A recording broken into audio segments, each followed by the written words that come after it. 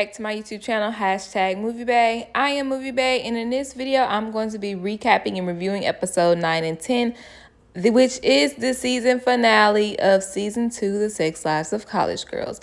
But before I get too into it though, I want y'all to drop down and hit the subscribe button. Thank you.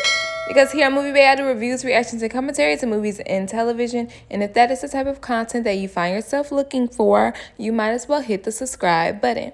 Now, let me just preface this video with saying, I was shaking my head the entire way through. Now, let's go ahead and get into it. Starting with Bella. So the Foxy is getting a feature write-up in the X6 View, which is a big deal. That means, I guess, like, everybody still reads on their campus. Everybody still reads on their campus. Even alum view the X6 View. So it's a big deal, okay? Now, Bella is dictating the entire interview, and her answers are good, granted, but she is overshadowing her group members. I feel like, prior to me finishing the episode, that this was going to cause a rebel against the group members in Bella. So the editor invites Bella over to preview the article before it hits the press. And the article is a solo picture of Bella with a majority of her quotes. And she is worried that the other girls will think that the article is solely about her and her credit to the Foxy.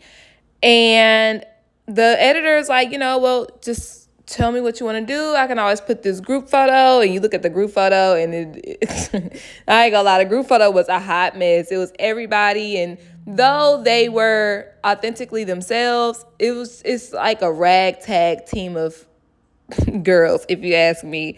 So Bella decides that, hey, let's just go with the original article with her as the solo photo for the Foxy. I can't see this blowing back up in her face.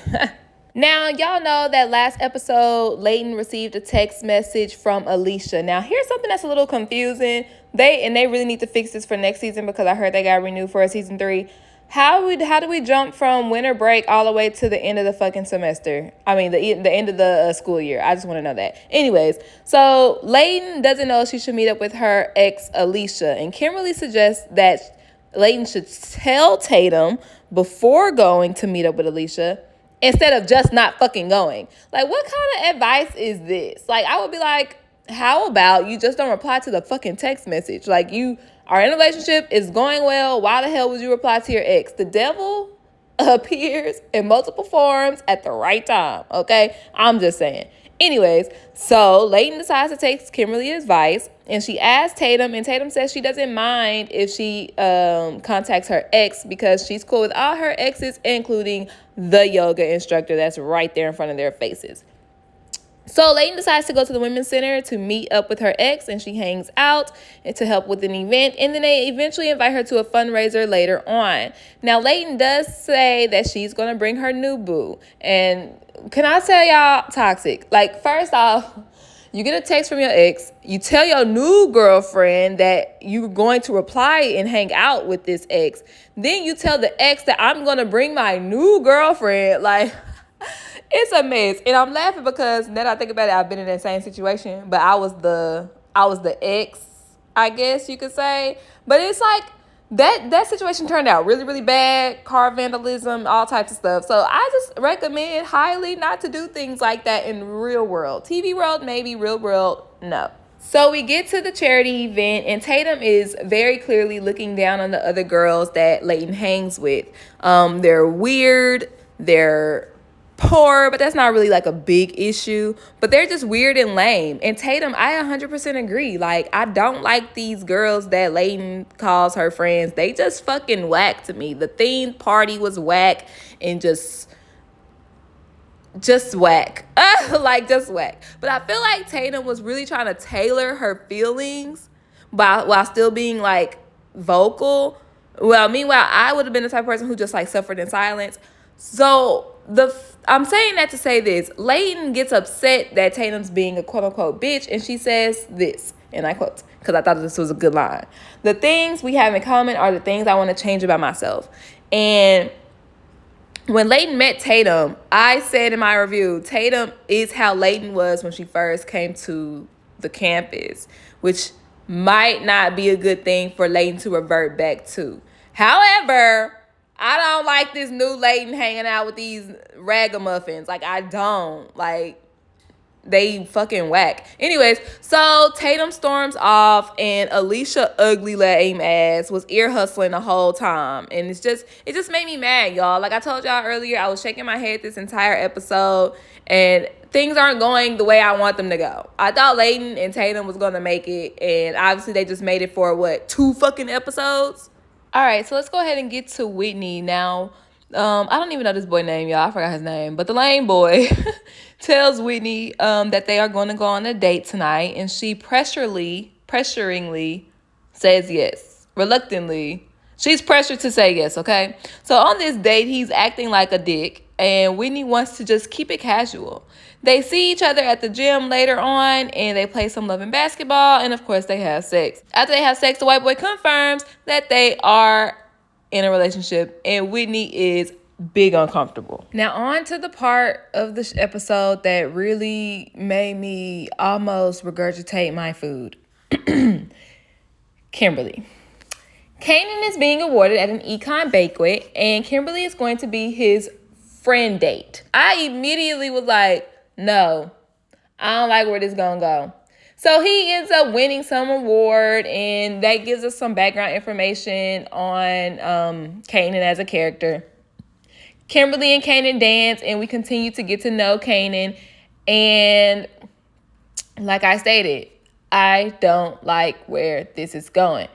On Whitney's way home, kind of basically doing the walk of shame, she runs into Kanan, and it's so blatantly, clearly obvious that she still likes him because he's the one who broke up with her, like, let's be honest. And then Kimberly is walking into her dorm room after Kanan drops her off there, and she decides, nah, I'm gonna break up with Jackson. We don't have anything in common, and I think I have a lot of things in common with Kanan. Now, as a person who have dated multiple coworkers before, I understand because we spend a lot of time together. However, sis, that is your friend and roommate's ex-dude. Like, no. That's code. That's law. Like, no. Well, that sums up episode 9. If you're enjoying my commentary so far, don't forget to hit the subscribe button and hit that thumbs up button as well. Go ahead and drop a comment down below. Who asked for this? This Kimberly and Kanan storyline, who asked for this? And I know if y'all watching this, y'all already saw episode 10, so let's just get into it. So it's the end of the school year, and everybody is planning on who they want to room with next semester before, all the roommate spots are taken up. So Whitney asks Kimberly if she can room with her. Layton is awarded a Kappa social chair, so she's going to move into the sorority house. And then Bella is planning on moving off campus with some of the writers from the Foxy.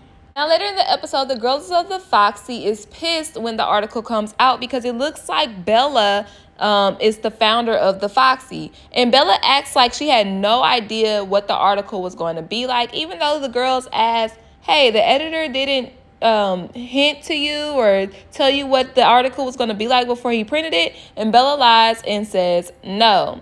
Now, Bella is, and y'all correct me if I'm wrong because I was a little confused, she's either interviewing people to be a part of the Foxy or she's kicking out someone who is already a part of the Foxy.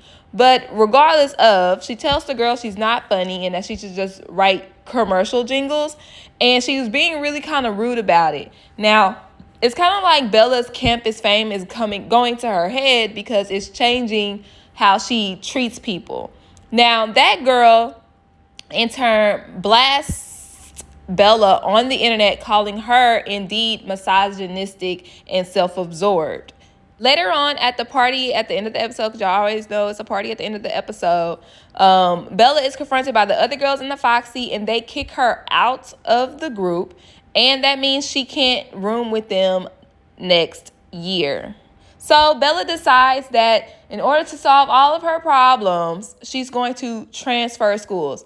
Let me tell you something, Bella. Transferring schools is not going to change you as a person. You have to change yourself on the inside. Because if you just move schools, you're going to be the same bitch at a different location. You know what I'm saying? So transferring isn't the answer. Now, Layton's family comes to visit her on campus because there is a Kappa event that her mom is also going to be attending. Now, at this Kappa event, Layton encounters a woman or women with very different views as it comes to sexuality and gender and things like that.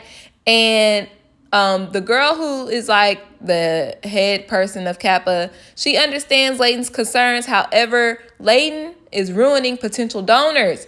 So the girl tells Layton just kind of like sit back for the rest of the party. Now, Layton is contemplating quitting the Kappas and then because she doesn't think that it fits her anymore. And her mom is surprisingly in support of her. So Layton will no longer be a Kappa, which means she's no longer social chair, which means she will not be moving out of the dormitory with the girls. Now, at the end of the episode, Layton gives Alicia a $30,000 check to donate to the Women's Center that her mom was going to donate to Kappa. But like I said, instead she gives it to the Women's Center. And her and Alicia kiss and make up. And I don't want them together. I do not want them together. I do not want them together. I really don't know how else I can vocalize that with still remaining respectful. But I like Layton and Tatum. I don't like Layton and Alicia. I don't like Alicia. Now, Whitney declares a major finally, and she is going to be a biochem major. Now, that is the same track as her unwanted boyfriend. And if you are in college or have been in college, you know when you pick a major, you have the same classes with the same people for about 2 to 4 years. Like, you really get acquainted with the same people and seeing them over and over again. So Whitney is advised that she needs to break up with that boy, and she decides to do so. Now, he seemingly takes it well until they get into class, and he literally starts breaking down, crying in the middle of a presentation. Let's get into Kimberly, y'all. So Kimberly tells Lila that she has a crush on Kanan. And Lila tells Kimberly, don't act on it because Kanan doesn't feel the same way about you. He looks at you as his third grade teacher with cankles, okay? But in the back room, Kanan comes in and he changes his shirt because he wasted something on it. And Kimberly's just drooling all over him. He invites her to a party later. Boom.